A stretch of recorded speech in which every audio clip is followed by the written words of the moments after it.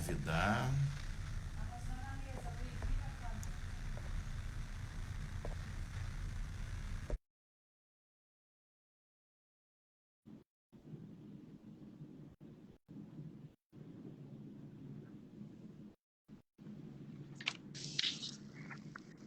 Grande Alóquio, Boa tarde, Conago. tudo bom? Tá me ouvindo bem? Estou ouvindo bem. Opa, vamos só esperar o Rafael entrar. Eu já chamei, eu não estou conseguindo vê-lo aqui. Deixa eu mandar uma mensagem para ele Torcer aqui. para que não tenha sido censurado, né?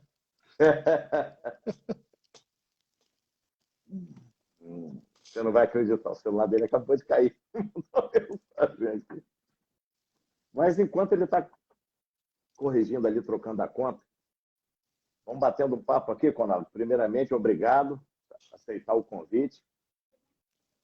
Eu que agradeço, Alóquio. É sempre uma honra poder bater um papo contigo hoje sobre um tema tão relevante aí, que é a liberdade de expressão, né?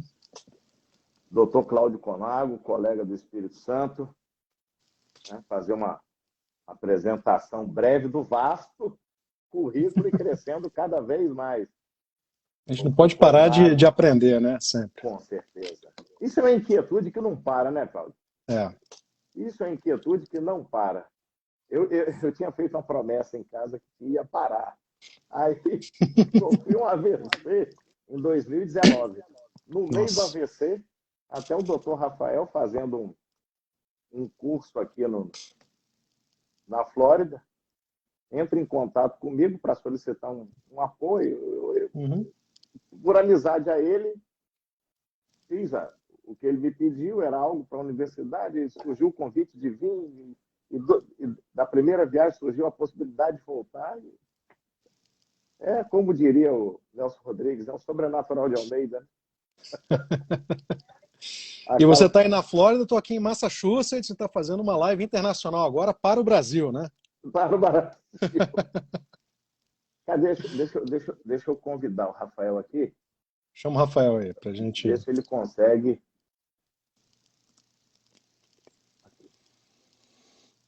Já fiz a chamada aqui para ele. Joia. E, rapaz, então, Alóquio, eu estava comentando com os amigos aqui, né, que esse período agora, pré-segundo turno de eleição, me lembra muito aquele período de março de 2016, quando estourou o impeachment da Dilma Rousseff, que teve aí interceptação telefônica sendo divulgada, nomeação de Lula como ministro, aquela coisa toda, prisão lá de senador que estava no exercício do cargo. Então, um momento institucional bem delicado, né? O Rafael já entrou aí também. Salve. Peraí, como é que eu viro esse negócio? Achei. Vira esse negócio, é ótimo. Boa tarde, Rafael. Boa noite aqui, né? Boa noite. Mas boa noite aqui, boa tarde aí, boa noite aqui. Aqui estamos noite. Dando uma observação aqui sobre o que ele está vendo do período, né? Muito parecido com 2016. Sim. Ô, Rafael, você que é o presidente da sala hoje. Tá ruim o seu áudio aí. O meu áudio tá ruim? Eu tô ouvindo bem. Para mim tá um pouco abafado aqui.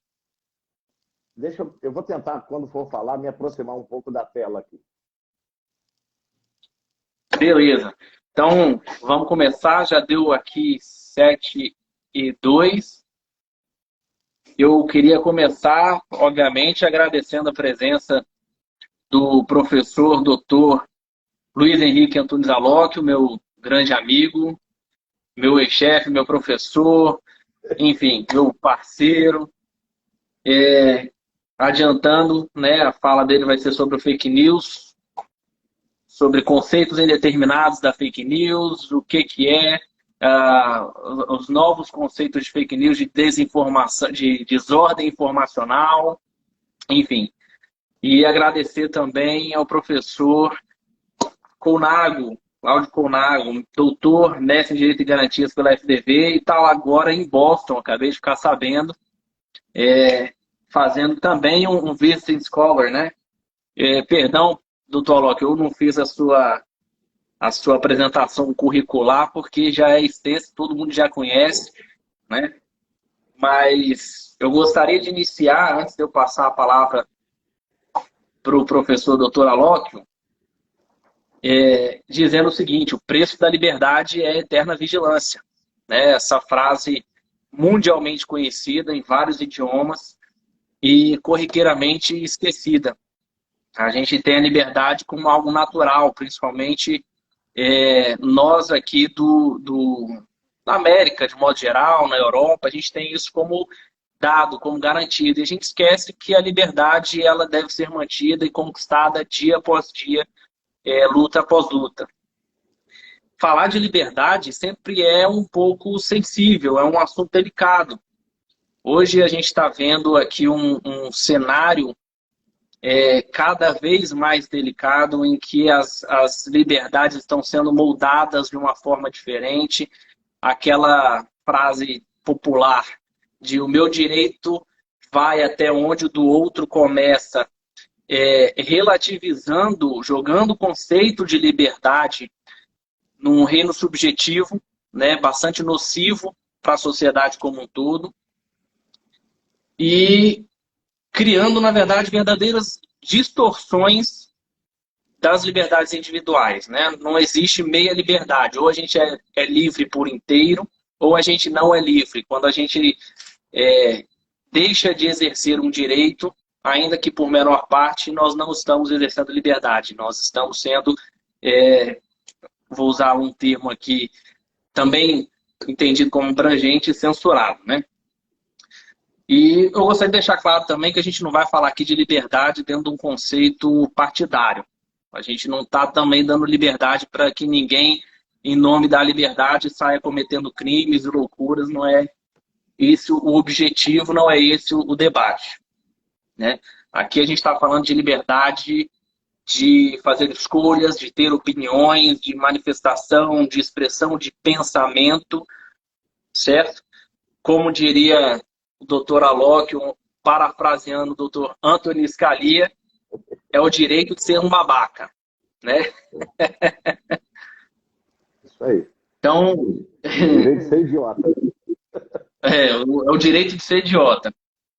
E a gente tem, vou até, antes da gente começar a entrar no debate, trazer um pouco para o Brasil, e já que aproveitando que estão os dois nos Estados Unidos, trazer algum paralelo com os Estados Unidos, né? A gente tem aqui no Brasil alguns presidenciáveis se utilizando de artifícios ou de discursos de que irá controlar o conteúdo dentro de um projeto daquilo que ele entende como prejudicial para a sociedade, para o Brasil, ou que extrapolaria uma liberdade de expressão, de pensamento, enfim. Isso dentro de um conceito de que você não poderia ofender algumas pessoas públicas ou se manifestar pejorativamente sobre aquela pessoa pública.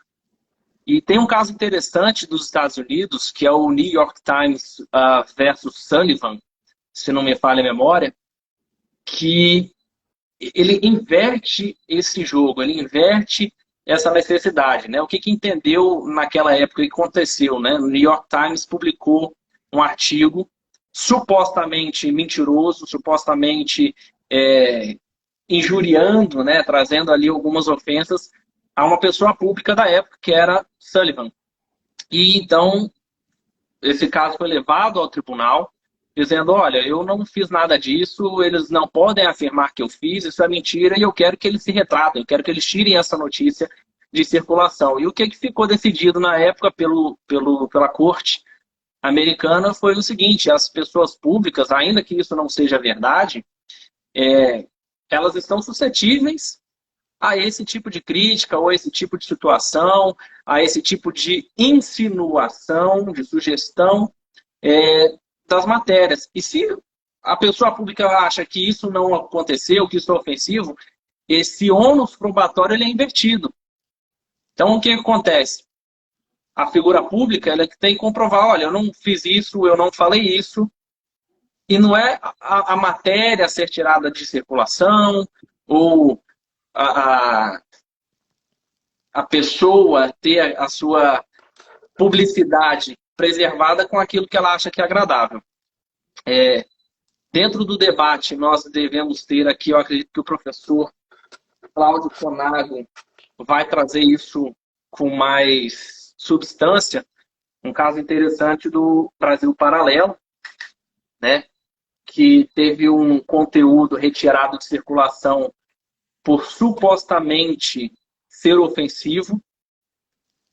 O caso é interessante porque ninguém viu, não há conteúdo analisado nos autos. Eu baixei o processo, pelo menos o que está disponível para ser baixado antes da live, para eu poder olhar e trazer isso aqui. Então, não tem conteúdo. Né? E é engraçado, o interessante é que na própria decisão da Carmen Lúcia, ela diz, olha, é censura, porque a gente não sabe o que a gente está impedindo de ser veiculado. Mas vamos trazer aqui uma exceção. Vamos abrir um precedente que é muito perigoso, apenas nesse momento, apenas para esse momento eleitoral, para que isso não seja influenciável.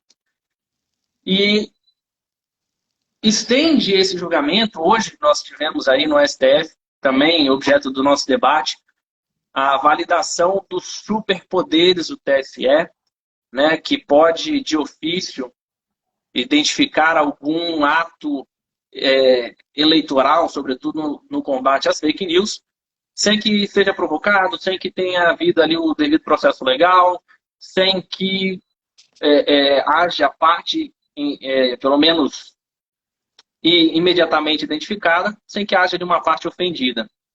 Né? Mais uma vez, vou lembrar que essa live não tem conteúdo partidário, eleitoral. O objetivo é discutir liberdade de expressão, liberdade de pensamento, os conceitos indeterminados ou determinados de fake news, como é que isso funciona na nossa sociedade e, sobretudo, no momento eleitoral que estamos vivendo, pelo menos até a próxima semana, e depois a gente tem um respiro de 2 anos. Eu vou passar agora a palavra ao professor Dr. Alóquio, para que ele possa discorrer, então, sobre as fake news. Obrigado, Rafael. Novamente, obrigado à presença do professor Cláudio Conago. Eu vou tentar ser o mais breve possível por conta do tempo também. A live aqui tem 1 hora de duração por conta do Instagram, e eu vou partir exatamente desse tempo, 1 hora de duração. O meu tema vai ser fake news e desordem informacional. Essas expressões que são afins são conceitos indeterminados. E como nós aqui não estamos falando exclusivamente para pessoas que sejam da área de ciência política, do direito e da filosofia, eu vou traduzir a minha fala para o mais próximo possível do linguajar coloquial. O que são conceitos indeterminados? São aquelas expressões para as quais nós podemos ter vários sentidos. Fake news e desordem informacional são expressões que sequer têm um conceito fixado com certeza, muito menos tem um conceito jurídico para tais expressões. Temos visto, portanto, restrições de liberdades com a justificativa de combater essas ocorrências de fake news e de desordem informacional, mas sem um mínimo do que se chama de segurança jurídica. Conceitos indeterminados, como expressões cuja compreensão a gente não consegue fixar de imediato, a gente não consegue compreendê-las isoladamente, elas devem ser o máximo possível restringidas na área do direito. Elas têm algumas virtudes, porque o legislador não consegue prever tudo. Lá o vereador da sua cidade, o deputado estadual, o deputado federal, não conseguem prever todos os casos. Então ele usa os conceitos indeterminados para ampliar a possibilidade de aplicação de uma regra, possivelmente quando essa regra traz um benefício, certo? Mas vejamos, o que seria um conceito determinado? A lei que diz o seguinte: essa live tem 1 hora. Deu 60 minutos, a live acabou. 60 minutos e 1 segundo, o dono do Instagram fecha a minha live. Agora, se eu disser, essa live vai durar por um tempo razoável. O que é um tempo razoável? De 1 segundo ao infinito. Nessa minha brincadeira, a gente pode até aceitar e achar graça. Mas quando um conceito inseguro, escorregadio, pode levar alguém para a cadeia por abrir a boca e dizer algo, isso traz uma severa insegurança, porque eu vou ficar na mão daquilo que ousamos chamar ultimamente de o especialista. Ou naquilo que Platão já falava lá atrás na Grécia, o rei filósofo. O especialista e o rei filósofo modernos têm uma característica: os dois não vão ter nenhum voto. Tem nojo de voto. E quem tem nojo de voto tem nojo de povo. Esse é um problema gritante que nos leva a outras questões que nós não vamos considerar agora. Esse conceito indeterminado de fake news passou a dar a uma pessoa ou a uma instituição um poder imenso, que pode definir o que é verdade. O problema, portanto, dos conceitos indeterminados, quando estão dentro de leis, de normas jurídicas, é que justamente por sua indeterminação trazem insegurança e, principalmente, o risco de abuso na aplicação. Fake news, senhoras e senhores, é uma expressão que foi mais popularizada a partir de 2017, quando do uso do então candidato a presidente dos Estados Unidos, Donald Trump, e essa expressão foi caracterizada na época como a palavra nova do ano. Né? Tem uma revista americana que publica a palavra do ano. 2017 foi fake news, certo? Toda a imprensa norte-americana e boa parte do jornalismo mundial ficaram escandalizados na época, porque Trump acusava de fake news instituições de imprensa tradicional com décadas de existência. A frase dele, aquele dedinho dele, "You are fake news", é daí que vem. Né? O que é importante, até hoje, sequer nos Estados Unidos se sabe ao certo, com precisão, qual é o conceito de fake news. Mas aqui no Brasil, essa expressão acaba ingressando como uma curiosidade na época. Em 2008, eu acabei publicando um artigo que tem o tema dessa minha fala, chamado Fake News, cão danado todos a ele.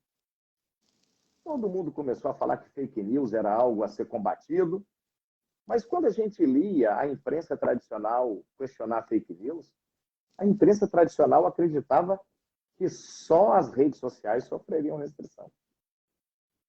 Parecia que as pessoas estavam querendo a volta de uma lei que o Supremo Tribunal Federal tinha há poucos anos declarado, não é declarado inconstitucional, mas eu vou usar essa expressão aqui, né? Considerado inconstitucional, não recebida pela Constituição de 88, que ela é uma lei anterior, chamada Lei de Imprensa, porque essa lei violaria a liberdade de expressão. Na Lei de Imprensa, tinha um dispositivo que era mais seguro do que o que nós estamos vendo hoje. A Lei de Imprensa dizia que era crime publicar fatos mentirosos ou fatos, ainda que verdadeiros, truncados. Então, vejam, a Lei de Imprensa foi dita inconstitucional para que viesse mais liberdade. Acabou sendo pior, acabou vindo mais restrição de liberdade. O uso dessa expressão fake news causou tanto frisson que só em 2018, senhoras e senhores, o Google teve mais de 5 milhões de consultas a respeito do que seriam fake news. Só em 2018. Mas aqui no Brasil, alguém ousa dizer que já definiu o que é fake news. Vamos conjecturar. O que seriam fake news? Só as mensagens mentirosas ou aquelas que desagradam o poder, ainda que contenham um espaço de dúvida? Veja, nós tivemos a oportunidade no Brasil de ser submetida a controle um especial de uma rede de streaming que conteria fatos verdadeiros, veja o nível, cujas conclusões não condizem com os fatos. Ponto. O censor já não define mais apenas o que é mentira. Ele define aquilo que eu posso compreender daquilo que seja a verdade. Agora eu trago à lembrança uma coisa. A chamada direita brasileira, durante muito tempo, abriu a boca para ruminar a frase que tinha saudade do AI-5. Só não esperava que seria contra ela. Entendeu? Lá na frente eu vou contar uma piada terrível, mas vamos lá. Então vejam, não se controla no Brasil apenas fato, verdade ou mentira. Se controla no Brasil aquilo que eu posso ou não posso interpretar. A versão que eu tiro daqueles fatos. E vejam, filosofia, senhores e senhoras, estuda essa minha relação com o fato, essa minha compreensão do fato, a verdade que me parece, que me apresenta o fato, porque eu jamais vou construir ou reconstruir o fato em linguagem. Isso é impossível. Então, acreditem, a verdade absoluta é impossível de ser obtida. A filosofia se debate sobre isso há 3.000 anos. Há 3.000 anos. E para quem tem um pouco de memória, vai recordar que um julgador fez a pergunta: quid est veritas, ou quid veritas est, o que é a verdade? E logo em seguida condenou um inocente à crucificação. Então nós não estamos tratando de nada novo. Né? Nada é novo debaixo do sol. Nós estamos tratando de uma discussão antiquíssima, que apenas bota uma roupa bonita, um laçarote e um perfume. Não é. Nós estamos tratando de um valor inegociável na liberdade, na democracia, que é a liberdade de expressar pensamento, criar mensagens, criar arte. Nós achamos normal uma piada ser submetida a processo no Brasil. Ah, mas a piada ofende. Aí nós vamos ter que estudar outra coisa, chamada hipersensibilidade, o que jocosamente os americanos chamam de snowflake, o floquinho de neve, que não tolera nada, ele não aguenta nada. Atenção, não estamos falando aqui de ataques, o que a doutrina americana chama de fighting words, de incitação de violência ou de atos de prática de violência, muito menos de racismo. Racismo tem que levar você para a cadeia. Outro dia eu usei uma expressão, até numa aula que eu estava gravando, não deveria ter usado. Eu queria que o racismo te levasse para o inferno, mas tudo bem, não deveria usar agora aqui de novo. Mas não, nós não podemos aproximar uma liberdade disso. Até porque, se há o racismo ali, de liberdade já não se trata mais. Já passou para outra coisa. Já passou para o campo do ilícito. Então, eu já parto para as minhas conclusões, porque o tempo aqui é curto, certo? Essa indeterminação de conceitos gera um poder imenso, na mão de uma pessoa ou de uma instituição. Muitas vezes estamos vendo isso no Brasil, sem lei que previamente conceitue aquilo como ilícito, certo? E temos visto instituições aplaudindo abusos. Parte da imprensa tradicional acreditando que não vai acontecer com ela. Um dia acontecerá. Tem uma frase que consta nos anais do impeachment do ex-presidente Collor. Adoro essa frase. Cesteiro que faz um cesto, com cipó e tempo, faz um cento. Isso é terrível, certo? E para concluir, certo? Eu gostaria de lembrar, e sempre faço essa lembrança, de uma anedota que um ex-cliente do meu escritório uma vez me contou. Ele me contava essa mesma anedota várias vezes, né? Ele dizia sempre: meu filho, ele já era um senhor de idade, cuidado com o que você pede a Deus. Deus tem um senso de humor terrível. Ele te dá o que você pediu e você está lascado. Então, se devemos pedir algo, vamos pedir liberdade. Uma liberdade para que a gente tenha uma vida digna de ser vivida. Obrigado a atenção de todos. Devolvo a palavra para o doutor Rafael. Obrigado, Alóquio. Como sempre, claro, certeiro, uma análise irretocável. Antes de eu passar a palavra para o professor Cláudio Conago, eu queria tocar em um ponto que são dois do que você falou, né? Nada novo debaixo do sol. Isso me lembrou lá em 2010, 11, quando a gente ainda trabalhava junto, e a gente trabalhava para muitos políticos, muitos agentes públicos que estavam expostos, e a gente trabalhava com o conceito de hoax, né?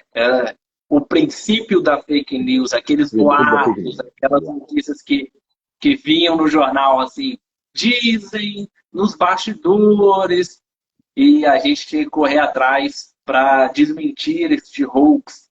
E nunca se cogitou naquela época nenhum tipo de censura, nenhum tipo de restrição de informação, nenhum tipo de revisão. E aí, o outro ponto seria esse, já direcionando para o professor Conago. Hoje nós estamos vendo, efetivamente, que, particularmente do que concerne ao Poder Judiciário, né, principalmente o eleitoral, nós temos notícias, ou melhor, nós temos fatos, não são apenas notícias, não são conclusivos, fatos sendo revisitados e impedidos de ser vinculados, impedidos de ser noticiados, ainda que apenas como fato, sem uma conclusão jornalística, sem uma informação ali por trás, reescrevendo de fato a história. Então, um candidato A ou B, e aí na direita nós temos a questão do AI-5 e tudo mais, e na esquerda alguns fatos, algumas falas gravadas que não estão sendo mais veiculadas por ordem da Corte Eleitoral. Então, a gente vê que de fato há uma intervenção não do conteúdo informacional, mas de reescrever os fatos em si. E com essa provocação, já na parte eleitoral, eu passo para o professor Cláudio Conago para fazer a sua explanação sobre a liberdade de expressão neste âmbito eleitoral.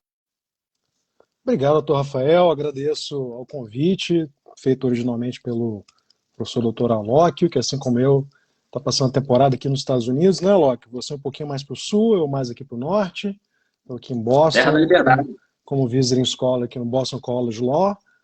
E atendendo a provocação aí do Dr. Rafael, acho que é importante registrar alguns pontos, né? Ele mencionou aí AI-5 vindo da direita. O AI-5, assim como outras manifestações de censura, não são nem de direita nem de esquerda, vem de cima para baixo. E a pessoa afetada é o cidadão, é o indivíduo que não consegue ter seus direitos respeitados, né? Eu queria começar minha exposição com 3 ressalvas, né, pessoal, que eu acho importante aqui. A primeira delas é uma exposição técnica, isso aqui é uma exposição técnica sobre o direito. Isso aqui não é um palanque político, não é uma exposição política, né? Liberdade não é uma pauta nem de direita nem de esquerda. É uma pauta dos indivíduos, dos cidadãos. Segunda ressalva. O direito em uma democracia, no Estado de Direito, ele não é o que a gente gostaria que ele fosse. Não é wishful thinking. Mas o direito é o que é aprovado pelos representantes do povo, goste-se ou não do que foi aprovado, né? A gente, às vezes, se esquece disso. E quando a gente se esquece disso, surgem coisas como o que a gente pode chamar de jabuticabas regulatórias, que são falas como associando a liberdade de expressão à ditadura da liberdade de expressão, por exemplo, desordem informacional e, mais recentemente, arco de experimentação regulatória, que são coisas que estão totalmente contrárias à ideia de Estado de Direito. E a minha terceira ressalva diz respeito à recordação do que é o constitucionalismo. Quando a gente fala em direito constitucional, constitucionalismo, e o que distingue o direito da política é justamente a limitação do poder e proteção do indivíduo. O direito constitucional não existe para validar o poder, para dar bênção ao poder, mas para limitar o poder e assim proteger o indivíduo. Então, com essas 3 ressalvas, eu começo a minha exposição, que será dividida também em 3 partes, né? Inicialmente, vou falar um pouquinho sobre o conceito de censura. Segundo, o regime jurídico da liberdade de expressão. E, por final, falar um pouquinho sobre a jurisprudência do Supremo Tribunal Federal atualmente. Ok, pessoal? Então, essa é a minha tentativa de exposição sobre esse tema tão intrincado, tão complexo quanto é a liberdade de expressão e a censura nos dias de hoje no Brasil. Primeiro, o que é censura, né? Existe uma ideia de censura vinculada à arbitrariedade. Então, primeiro, o que é censura? Quando eu falo de censura, a primeira imagem que me vem à mente é aquela cena de Matrix, não esse reload aí que fizeram agora, mas o original de 1999, em que o Neo está, né, fazendo um depoimento na polícia, e aí o agente Smith chega para ele e fala, não, mas como que você vai falar? E ele volta para ele, está com a boca, ele não existe mais boca para ele, não consegue falar. Então, censura diz respeito a isso, é quando você não consegue mais se manifestar, é uma proibição de se expressar. Então você pode imaginar, caramba, então num Estado democrático, de direito, uma democracia liberal, censura é algo que não deve ser permitido, né? Então eu não posso, em hipótese alguma, proibir uma pessoa de se expressar, não é verdade? Ah, bom, mas se aquela pessoa estiver incitando violência, por exemplo, se estiver gritando fogo em um teatro lotado, será então que nessa situação ela também não pode, né? As ideias de shouting fire, fighting words. Bom, aí é porque a gente tem 2 situações, né? Quando o judiciário ele ataca a expressão, ele vai atuar sobre a expressão, você pode ter, das 2 uma, ou uma censura, que é algo inconstitucional, ou uma limitação proporcional à liberdade de expressão. Ok, mas qual é a diferença intrínseca entre essas 2 coisas? Ou é simplesmente chamar aborto de antecipação terapêutica do parto, né? Na verdade, existe uma diferença intrínseca. Essas 2 situações, elas têm algo em comum quanto à forma, né? Nos 2 casos, a gente tem uma proibição de se expressar. Mas quando você tem uma limitação legítima à liberdade de expressão, você não tem algo que está íncito à censura, que é o arbítrio, ainda que disfarçado de bons argumentos constitucionais. Como, por exemplo, vamos reduzir isso aqui por conta da democracia. É só até dia 30. É só para atender essa situação, né? E, usando a metáfora do slippery slope, que é muito utilizada aqui nos Estados Unidos, que eu gosto de adaptar para o Brasil, como onde passa boi, passa boiada, né? Ou seja, a partir do momento que você tem uma limitação que se permite uma abertura quanto à restrição e censura especificamente da liberdade de expressão, você acaba tendo uma abertura que posteriormente vai ser aumentada. Vocês não tenham dúvida que a situação atual do TSE, mantida, daqui a 2 anos nós teremos reprodução nos âmbitos estaduais, nas próximas eleições municipais, o que é muito preocupante. Okay? Mas eu queria falar inicialmente simplesmente para definir esse conceito de censura, que é o objeto da nossa exposição, né? Então, o que é a censura? Censura é quando você é proibido de se expressar de uma maneira inconstitucional. Ok? Segundo, regime jurídico da liberdade de expressão no Brasil. A gente tem uma série de normas que tratam disso. A gente tem a Constituição, por óbvio, a gente tem a Convenção Americana de Direitos Humanos, que é algo importantíssimo e que é dado muito pouca atenção. Nós temos a legislação e temos as resoluções do TSE especificamente para o caso eleitoral. Bom, quanto à Constituição. A Constituição, no artigo 5º, inciso 9, diz que a liberdade de expressão é independente de censura. Artigo 220, parágrafo 2º, contrato da comunicação social, também diz proibida qualquer censura.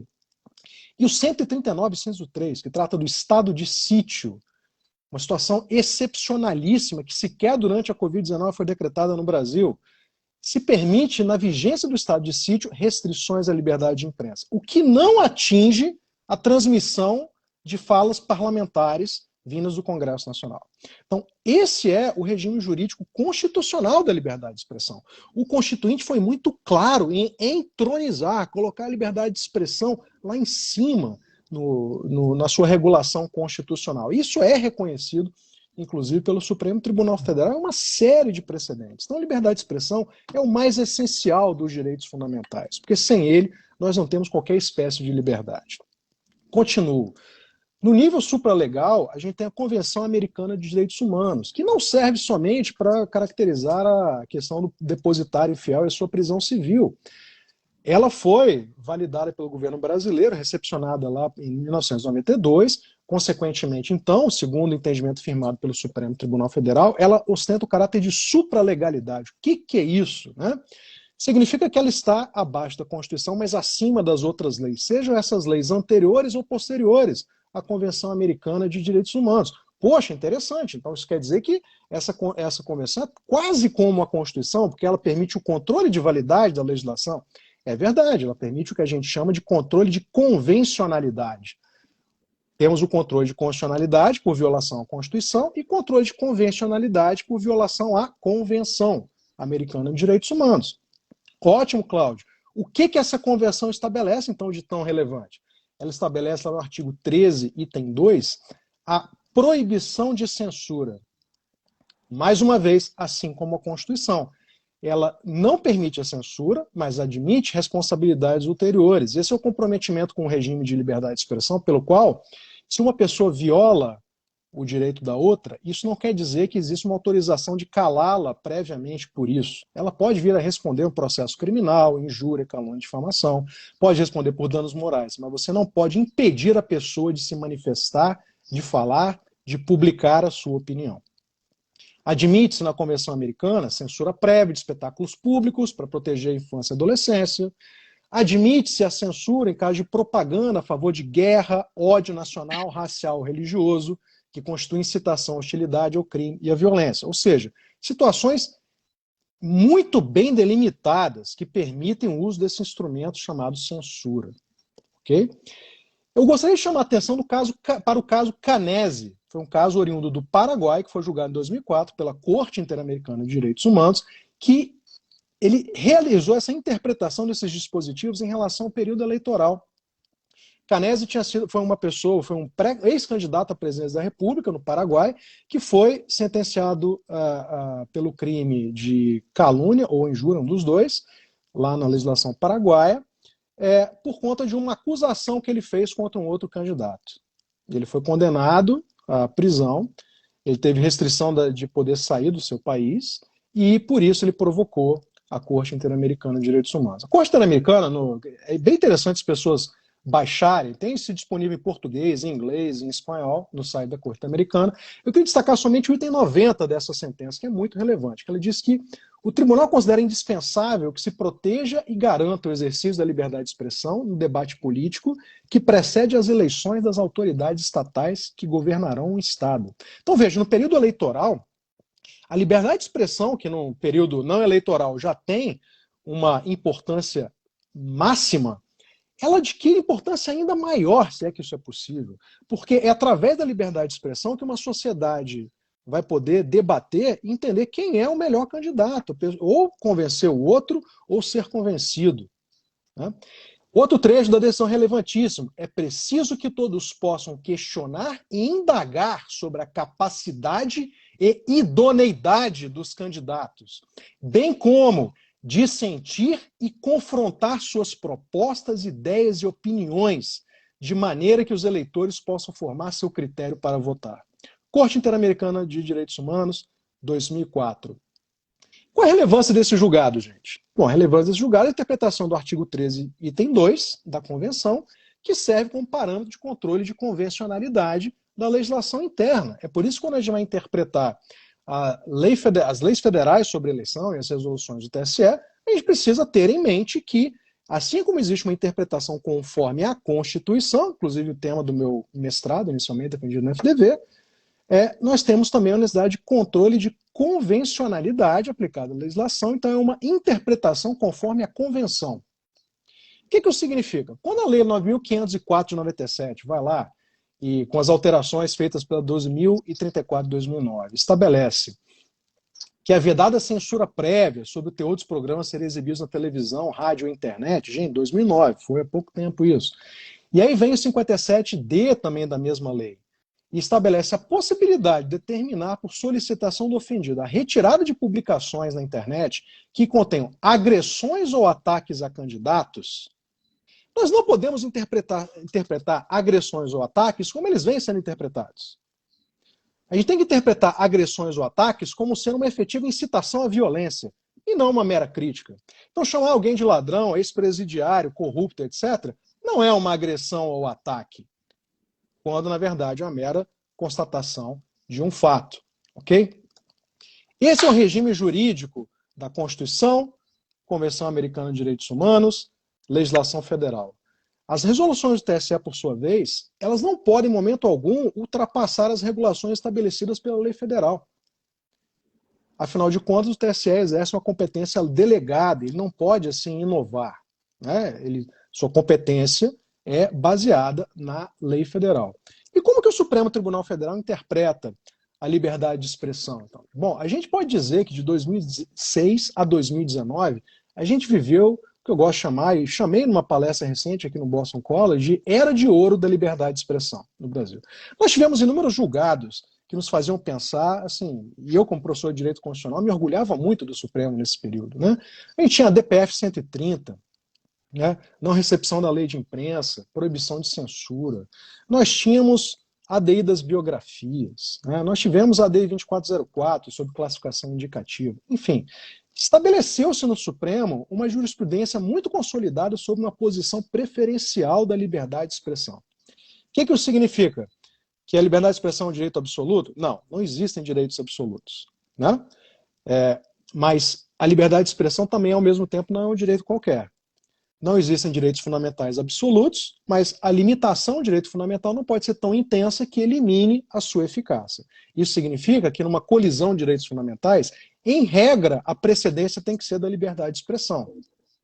A não ser que você tenha uma razão muito, mas muito relevante para justificar a restrição da liberdade de expressão. O Supremo, aí, até 2019, a gente tinha as reclamações constitucionais ajuizadas no Supremo.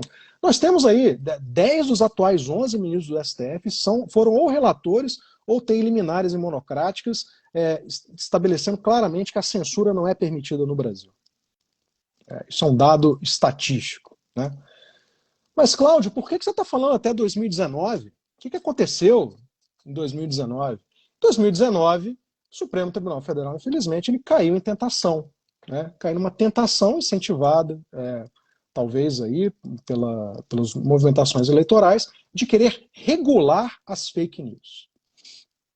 Por que eu digo que ele caiu em tentação? Bom, porque, em primeiro lugar, não cabe ao Supremo nem ao TSE criar normas originárias no que diz respeito à manifestação de expressão e à fake news.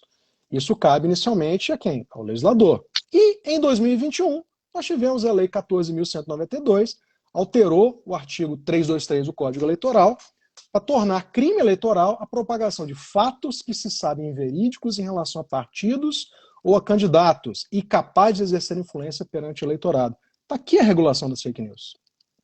Estabelecido pelo legislador. Se o legislador optou por um caminho em relação à restrição das fake news, não cabe. Nós voltamos às nossas premissas lá no início da palestra, né? Não é porque eu não gosto de uma determinada regulação, porque eu acho que essa regulação não é aquela adequada, que eu posso simplesmente descartá-la. Afinal de contas, foi o povo, através de seus representantes, que estabeleceu isso.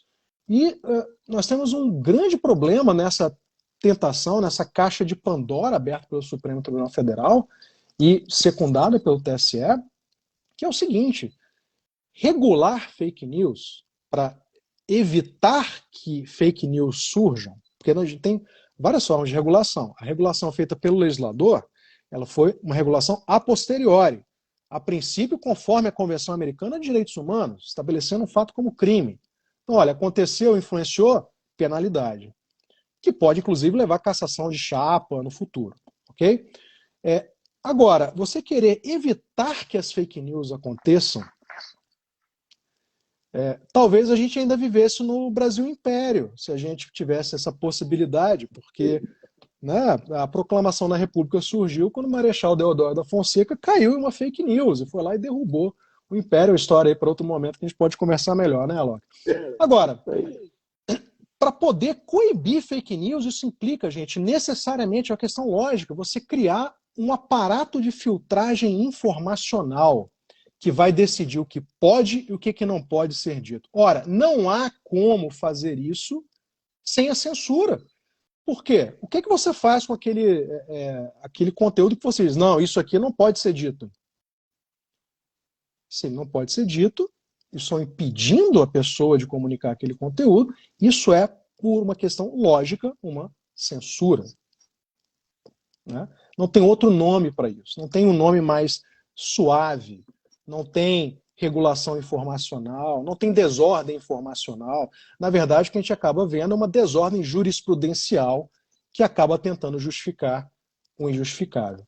Então, infelizmente, essa ideia de regular as fake news, ela vem na tradição jurídica no Brasil, que é de uma lógica paternalista, que não respeita as decisões individuais, parte do pressuposto que os indivíduos são pessoas débeis e não têm condições de distinguir por eles mesmos o que é fato do que é ruído. É uma pressuposição burocrática que vai entender que, olha, um burocrata ele vai saber melhor do que um cidadão distinguir, por exemplo, se um determinado candidato à presidência é corrupto ou não, se outro candidato ele é canibal ou não, se o outro é, enfim, praticante de outros crimes.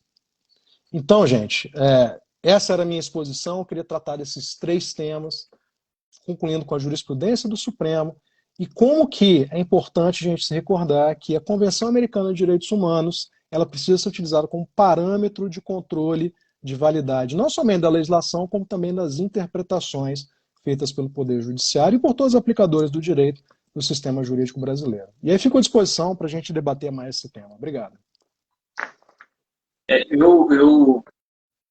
Brilhante também, muito, muito enriquecedor. Realmente, já utilizamos muito a Carta de Direitos Humanos aqui, e ela é sempre recordada, principalmente no meio jurídico, como um mito, um folclore. Né? Quando trazemos os direitos humanos para dentro do processo, isso fala, isso aí não funciona, isso aí não, isso aqui é coisa de filme, né? E tocando num ponto que o professor Cláudio Cornado trouxe sobre o limite da liberdade de expressão, em 2017, se não me falha a memória, a Suprema Corte norte-americana autorizou a Ku Klux Klan a continuar funcionando e julgou na mesma esteira outros processos. E eles definiram muito bem o que era hate speech, né? O que era o discurso do ódio. Não era simplesmente, como disse o professor Conago, dizer o cara é isso, o cara é aquilo, é corrupto, fujão, é canibal, pedófilo e tal. Não. Era iniciar um ato de instigação, de provocação. Né? Olha, vamos atrás de fulano porque ele fez isso. Vamos atrás de ciclano, vamos bater, vamos violentar. Esse era o limite do hate speech, do discurso do ódio.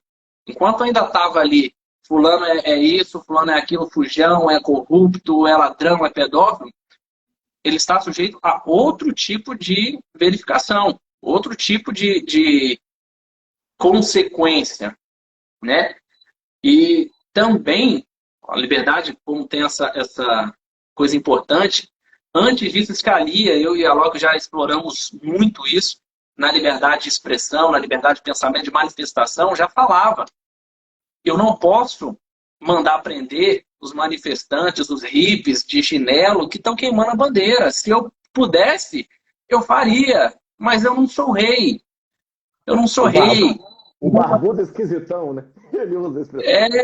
Não à toa, na primeira emenda americana, né, já diz qual é a primeira liberdade: liberdade de expressão. E aí, mesmo que a gente volte para o Brasil Império, tem aí uma passagem de Dom Pedro II, logo antes dele ser exilado, dele voltar para a Europa, tem uma passagem que alguém chega para ele e fala: olha só, o jornal está falando mal de você, eles estão acabando com você em prol do parlamento, que o próprio Dom Pedro II instituiu. E ele falou assim: eu não vou fechar nenhum jornal. Eles falem o que quiserem de mim. Quem vai me julgar é o povo brasileiro. Então, eu termino aqui a minha condução. Eu deixo à vontade, caso os expositores do professor Alok, do professor Cláudio, queiram se despedir. Eu queria registrar que nós tivemos 62 pessoas simultâneas, né, aqui assistindo a nossa live. Para mim é um número maravilhoso. Gostei muito. Infelizmente, o tempo não permite que a gente explore o tema como deve ser explorado, porque a liberdade não é brincadeira, a liberdade não é negociável. Então, se o professor Alok e o professor Leonardo quiserem acrescentar mais alguma coisa, fique à vontade. Ô, Rafael, gostaria só de pegar uma fala do professor Colnago e tecer uma observação. Ele falou que o Supremo teve uma década de ouro a respeito da liberdade de expressão, né? 2009, 2019 e tal. Eu tenho um sentimento de amor e ódio, Cláudio, com a ADPF 130. A ADPF 130 tem trechos dela que você vê categoricamente que o ranço brasileiro de restringir a liberdade está ali. Inclusive, Alok, desculpe interromper, a DPF 130, o voto do relator não é a interpretação da corte. Que a gente precisa ter isso em mente, né? Porque a gente tende a ementa o voto. Mas se você for ler as manifestações dos demais ministros, elas não foram tão amplas assim, né?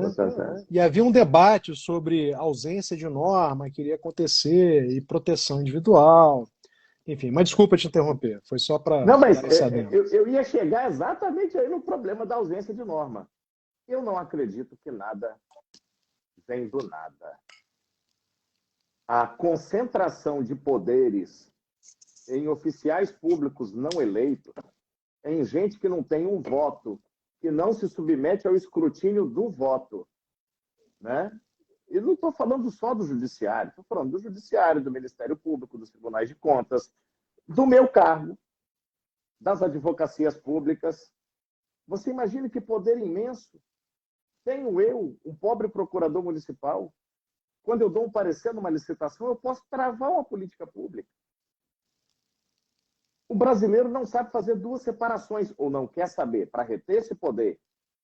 Veja bem, no meu caso, ou no caso do meu cargo, o prefeito, quando me solicita um parecer, ele não quer saber a minha opinião. Ele quer saber se existe uma alternativa jurídica lícita, ainda que com ela eu não concorde. Eu tenho que dizer, tem duas teses, tese A e tese B.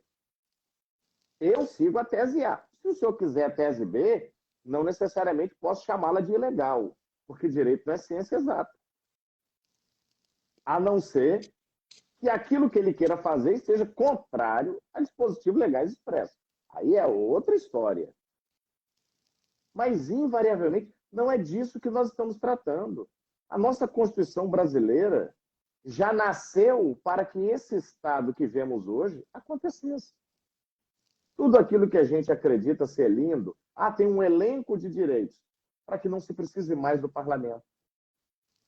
os tribunais podem decidir diretamente, está na Constituição.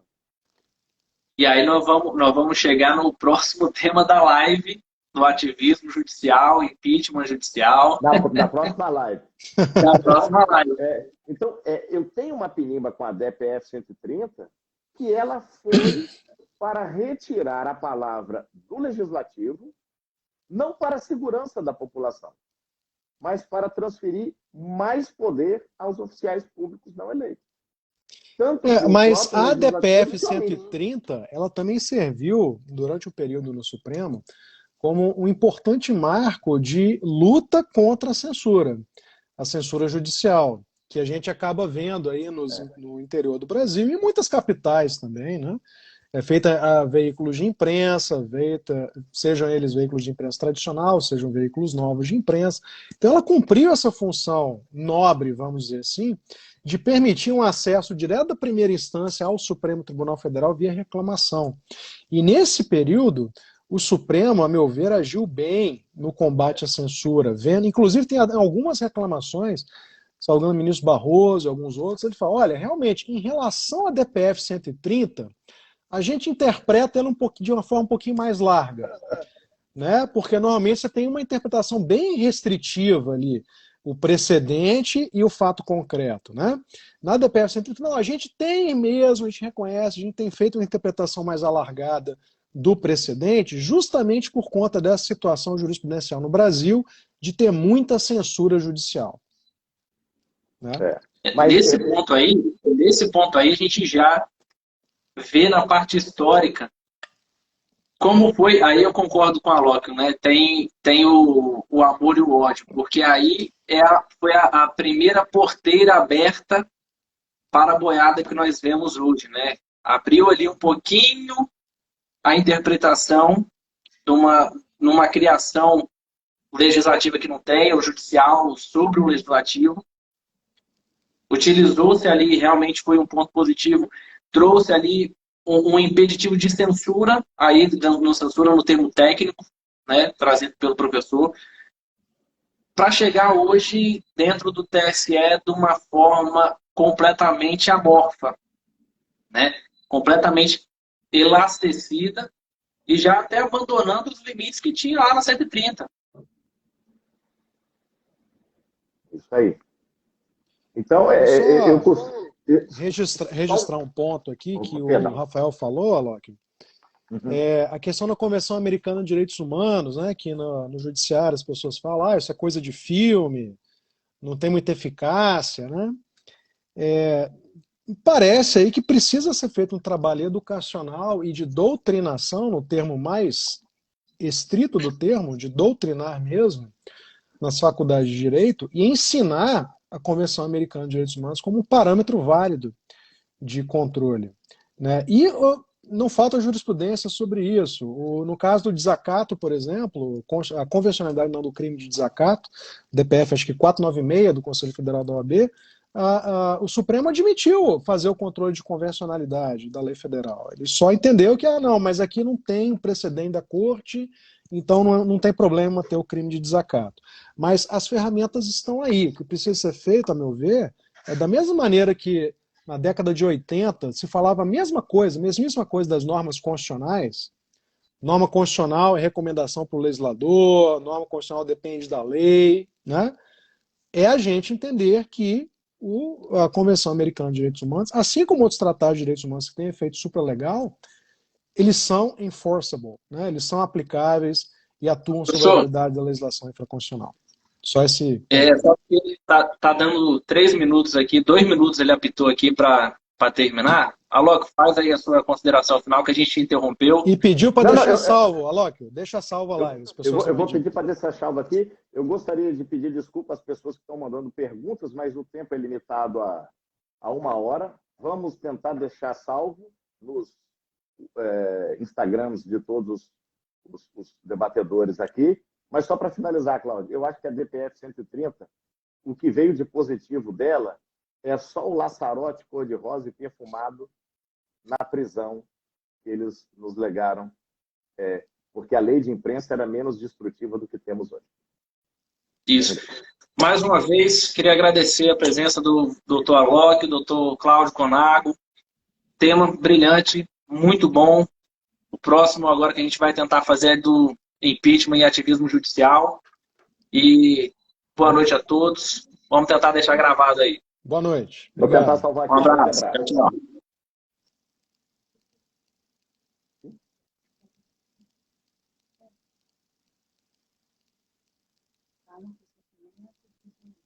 Finalizar. Talvez vai dar opção de salvar.